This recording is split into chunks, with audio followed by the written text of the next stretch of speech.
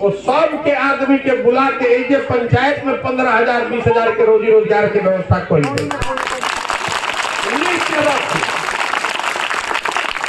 अगर ना हो तो हमार गर्दन पकड़ ले और कुछ हो चाहे ना, लइकन के इजा से रवा घर के सवान के इजा से बहरी मजदूरी करे बाहर ना जाए पड़े, इतना बात के गारंटी बा, एकदम ना जाए पड़े, इजे मिली रोजगार होते के चाहिए ना।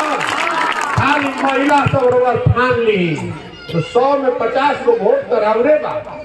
अगर अपने घर के सवान को, अपने हस्बैंड को, अपने बेटा को, अपने भाई को वापस बुलाना चाहते हैं तो अपनी सरकार बनाइए, जन सुराज बनाइए। देखिएगा कि कैसे आपका भाई, आपका हस्बैंड यहाँ आकर रहेगा। अभी घर के आदमी चल जाता तो छठ में 20 दिन खातिर कोई घरे आवता, सालों भर देह मुंह देखे के नहीं मिलत भाई।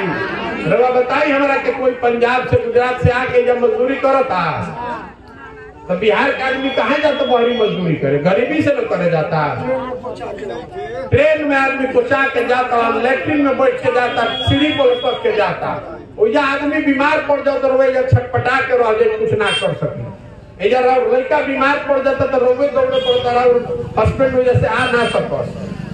तो पहला संकल्प का ले बानी कि साल भर के अंदर जनता के सरकार बन जाओ तो साल भर के अंदर जितना आदमी बहरी बैलमान रोजगार करे ओकरा के बुला के इसे पंचायत में, ब्लॉक में 15,000 12,000 के रोजगार की व्यवस्था करी जाए, जरूर करी जाए। ना हो तो हमरा के घर खाली जागी जाग के नया व्यवस्था बनाए, ठीक बा ना।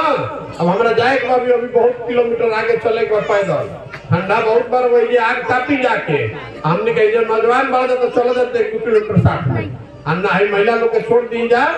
सोचिए समझिए और अपने बच्चों का चेहरा देख कर अगली बार वोट दीजिएगा, गलत आदमी को वोट मत दीजिए।